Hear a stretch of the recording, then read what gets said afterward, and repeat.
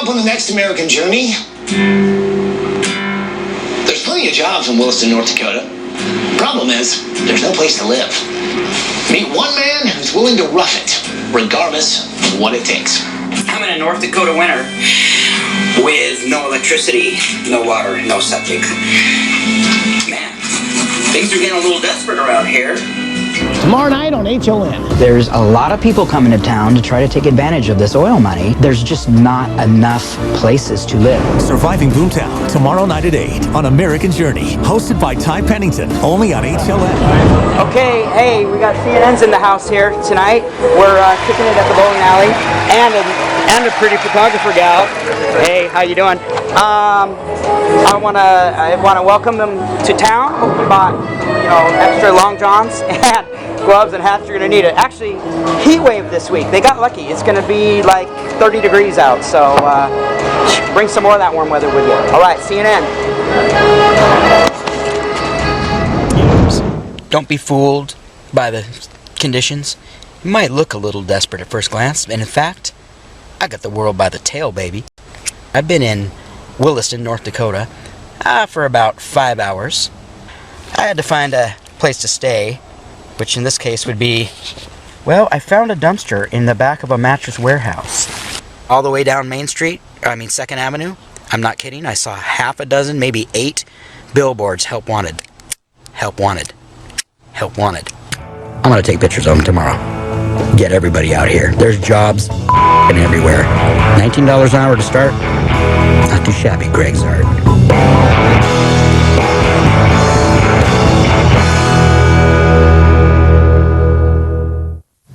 Gregg Zart is one of the thousands of Americans streaming into Williston, North Dakota looking for work and finding it's a struggle just to survive. An oil rush has tripled the population, and this town is bursting at the seams. There's a lot of money to be made in this boomtown if you can actually find a place to live. I'm Ty Pennington, and this is American Journey. And in northwest North Dakota, oil is the new gold. BoomTown, USA. At the heart of this boom is Williston, North Dakota. Unemployment is virtually zero. A job They've discovered about 4 billion barrels of oil under the streets of Williston, North Dakota. And that means a lot of jobs. This area is like a modern-day gold rush with tens of thousands of people flocking here for a shot at the American dream. My name is Gregg Zart. I was a graphic artist in Washington State until I got laid off. I moved here mainly for a lot of the same reasons that most of the people who moved here. It's sort of a move of desperation.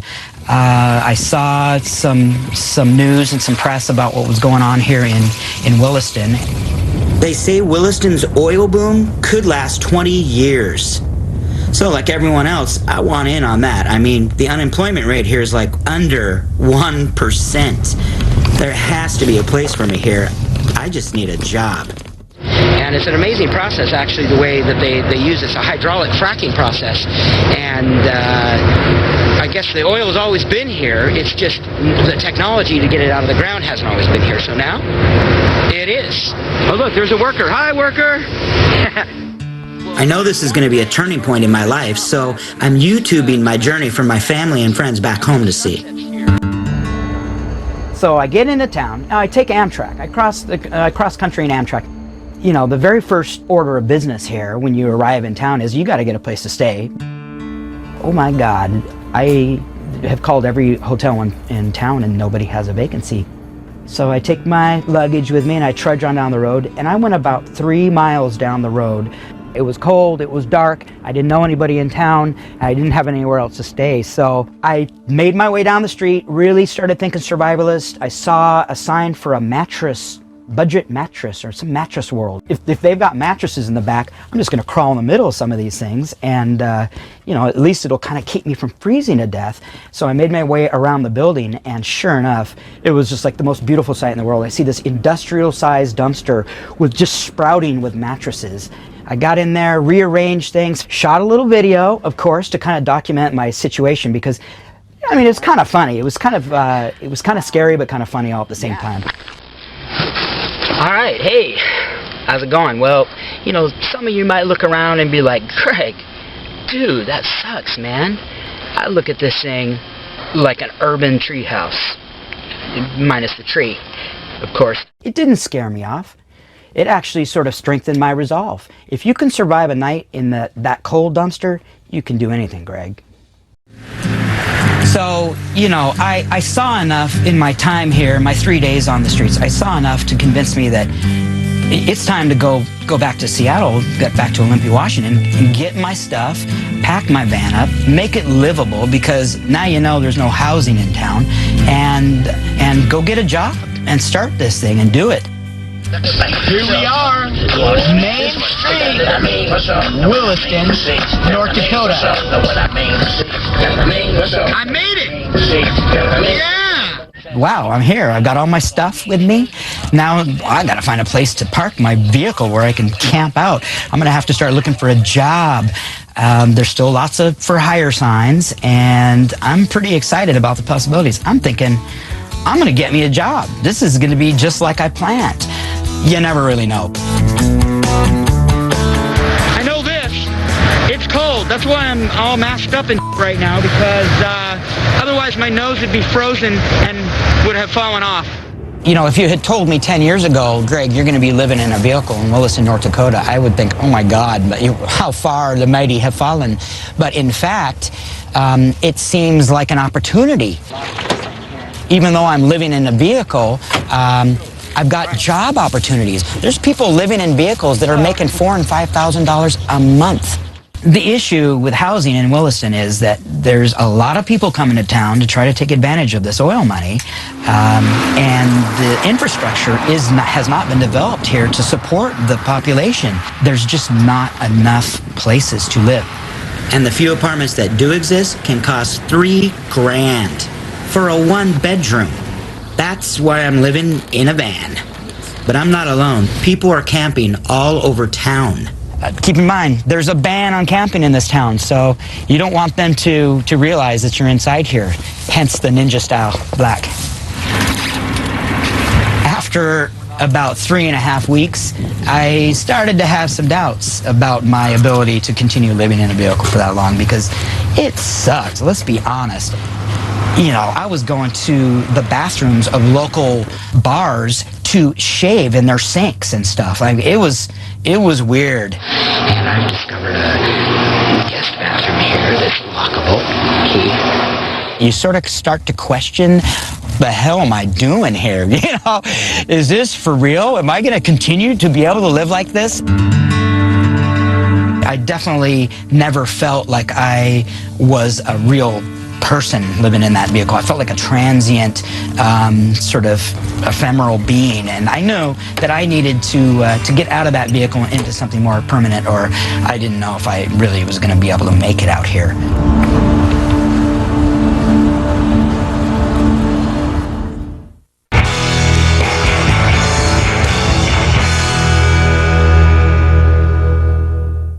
Where in America can you make a six-figure income but still be forced to live without running water or power? Well, try the oil boom town of Williston, North Dakota, where jobs are plenty, but housing is scarce. We met a man who's determined to stick it out, or die trying. I'm Gregg Zart. I came to the BoomTown of Williston, North Dakota in search of a better life. Finding a job should be easy. Finding a place to live, not so much. This is hard. This is pioneer living. This is a bunch of, a bunch of kind of desperate people that are out here in real harsh conditions and just trying to make it work. We've got Utah in the house. We've got Oregon represented. No one here is from here. Everyone's from somewhere else, and they're all chasing that oil money. You know, it's funny because in other cities, the city I came from, you know, in Seattle, if someone was camping in their van, you know, you'd really be looked down on, and they'd think that you were just like some homeless loser. And everyone out here is forced into situations like that, and we're not a bunch of homeless losers. Hey, how's it going? I'm doing all right. How are you today? I'm good. I'm Gregg Zart. Nice to meet you. Just curious about your situation and how you doing? You doing all right out here or what? I've actually been out here since June. Wow. I've had some friends I've been staying with here and there off and on, but you know how the housing thing is and how much they want to charge you. Yep. And you know I what? see you've got your housing right You here. know how cruel they are with the camper people nowadays. Yeah, the fines. Right. Yeah. How do you get around that?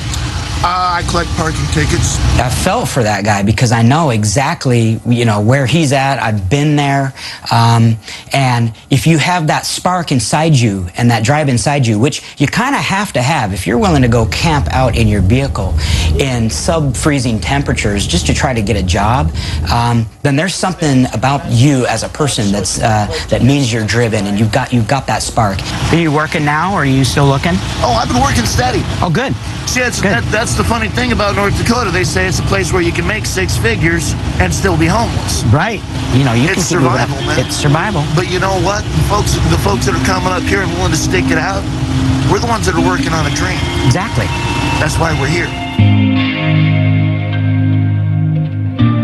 Shortly after arriving here, I finally got a nibble from an oil company, and I'm thinking, this could be my big break.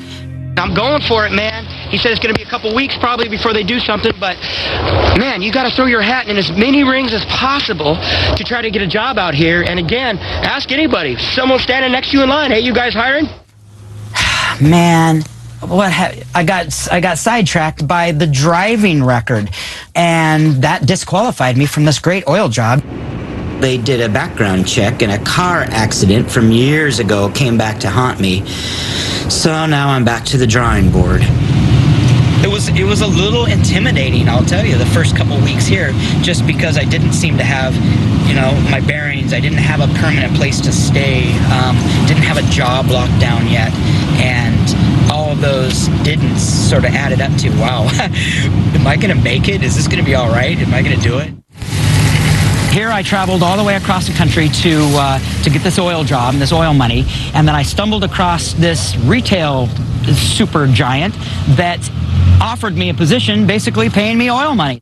I am a manager for a Walmart supercenter, not just any Walmart, but one of the highest grossing Walmarts in America. I went from making $10 an hour to over $50,000 a year, and just instantly like that. So pretty cool. I am saving up money like a squirrel saves nuts. Believe me, I'm stashing my cash in the bank account. I think so. Yeah, I think she works today. Okay, now I got this great job, but let's face it, I'm still homeless. Apartments are a fortune in BoomTown, if you can even find one. So, what's the next best thing? I heard about an RV being offered for sale, and that was some welcome news, especially because it sounded like it was going to be in my price range, and I was really ready for a change. Yeah.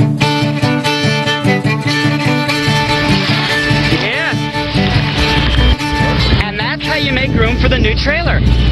Well, as you can see, this is actually my place right here behind me. There's my famous van, and this is my new home. The neighborhood. Check it out.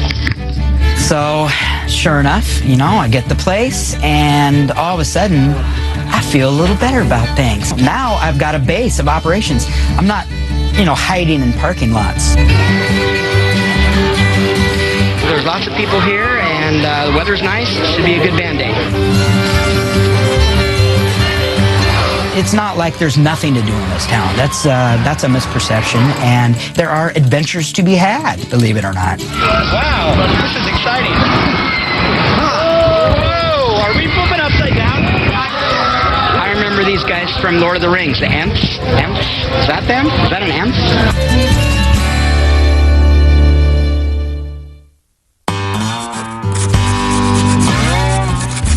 Well, first real day of winter here in North Dakota, and it's already just awesome.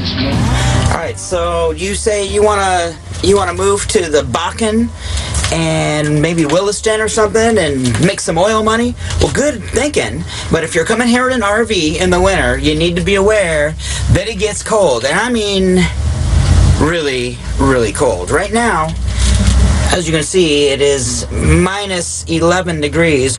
It's really cold. Is it weird? I look like a ventriloquist. I'm talking without my lips moving. Ah, ha, ha. What's up? We were having some power issues earlier, had a new resident move in, and so that little extra load is popping the breaker and popping the breakers. All power's back on. I hear that. That's good news. Well, I don't need this because my power's dead. Huh. All that good old Ernie working on the fuse. Love losing power all the time. It's awesome. Jesus.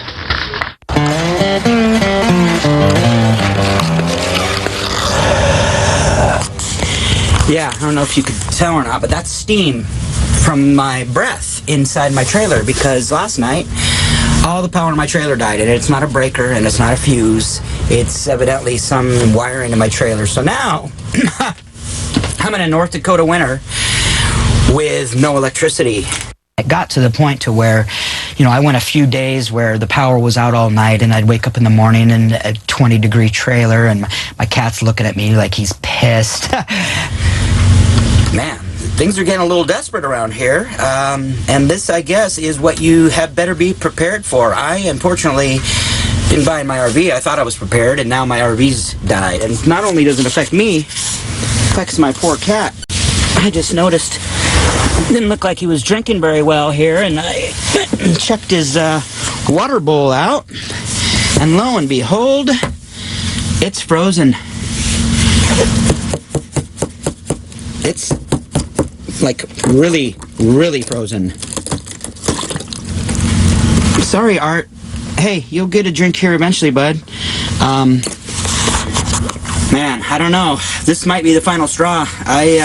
I don't think I can do this place without a place to live, or at least heat or electricity.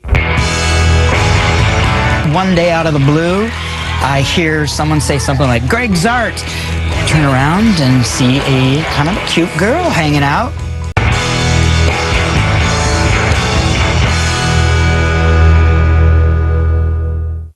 Gregg Zart spent his first night in Williston, North Dakota in a dumpster. From living in his van to an RV with no heat, it's been a tough journey. But Gregg's never given up on his dream, which is to find a new life and a place to call home.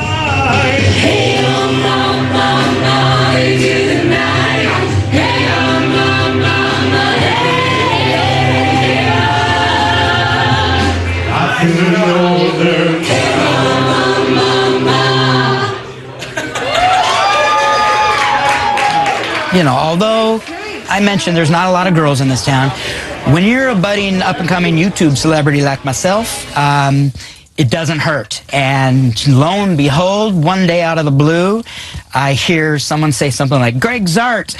I turn around and see a kind of a cute girl hanging out, looking at me like she knows me. I'd never seen her before in my life. And enter Sarah Stack of Grip. It's insane.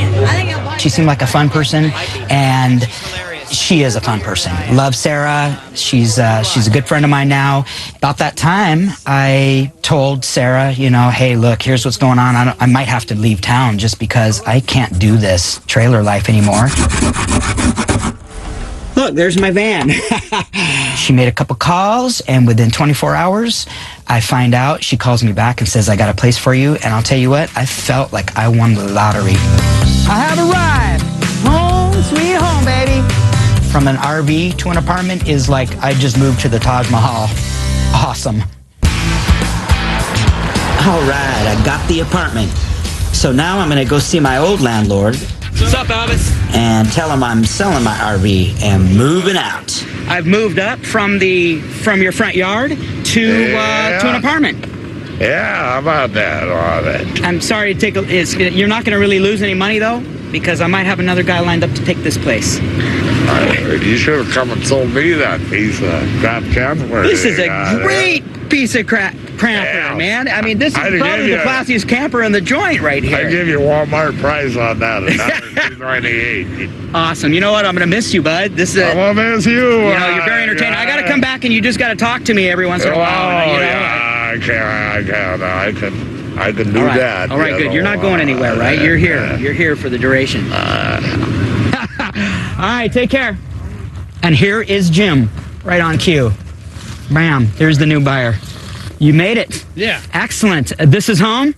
This was home, yeah. This has been? How long? Was slash, yeah. How long you been living in this? I've been here for about 7 months. That's a queen size bed, and the kitchen table actually folds down into a bed as well. I've walked that walk, and here's a little something for you too, because I look at them and I see myself 10 months ago. So I want to give them whatever help and advice I can. There goes my home. Hey, it's been a good home, man. It'll be a good house for you. So, I'm fresh into this place, literally, in the last week. What do you do when you move into a new place? You have a party. Put on that.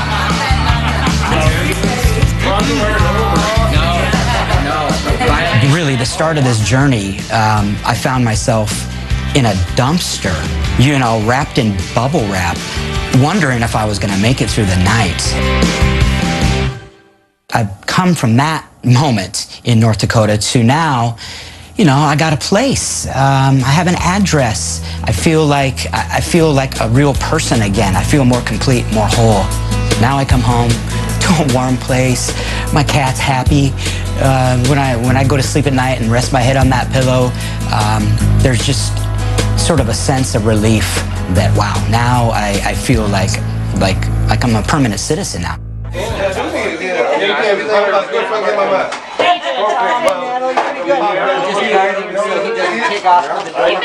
Hey, we got ourselves a little party. It's a housewarming party. This is how we do it, North Dakota style. It's not a house. Okay, it's an apartment warming party. But it's my house, and I love it, and my friends are here, and I'm having a good time. Now toast to Gregg's new place. Because it was a long time in the makings, but I'm here,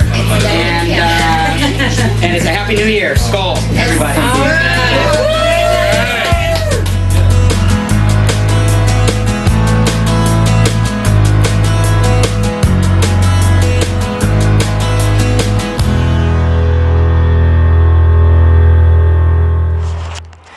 Okay, well, it's the morning after the party, my housewarming party. It was a rousing success, thanks to everybody who showed up. Had a great time, and now it's back to boring life as usual. Well, actually, not completely boring, because CNN, headline news, they're still in the house, so we'll do one more day, do some video shoots, and then back to the real world. Boring. All right, hey, look at this sunrise, though.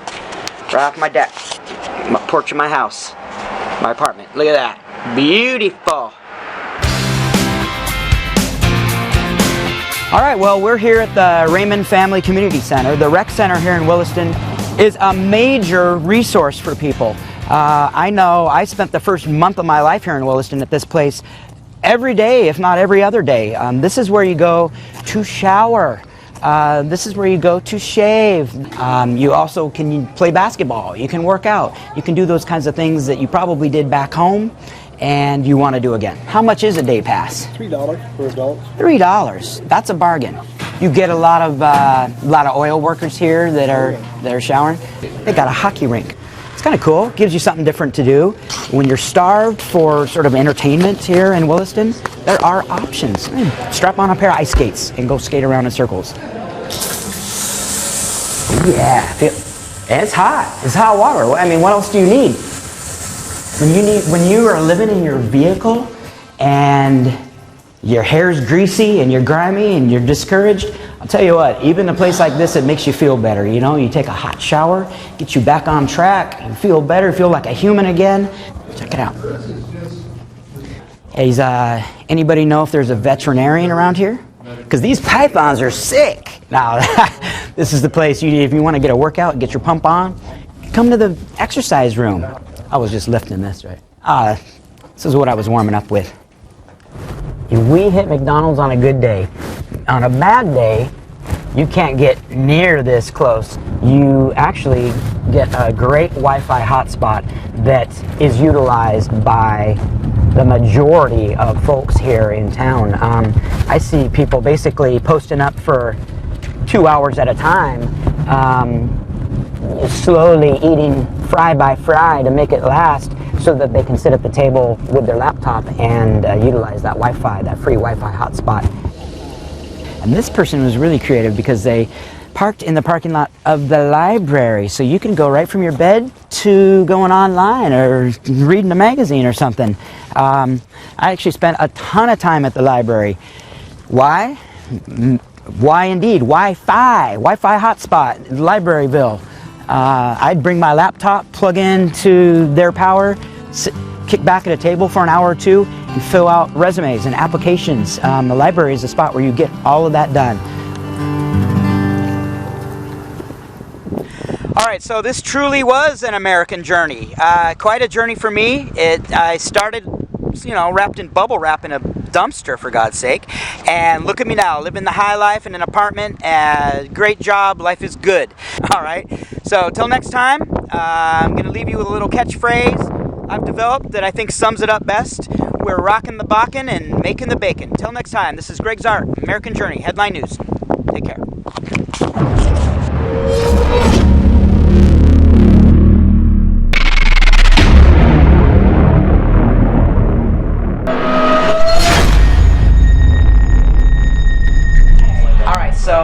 Me and Stack of Grip are kicking it here. We got CNNs in the house. Working on a feature coming out in March on American Journey. So stay tuned. It should be big. So Gregg's Art Productions, Sarah Stack of Grip. Gregg's apartment here in Williston, North Dakota.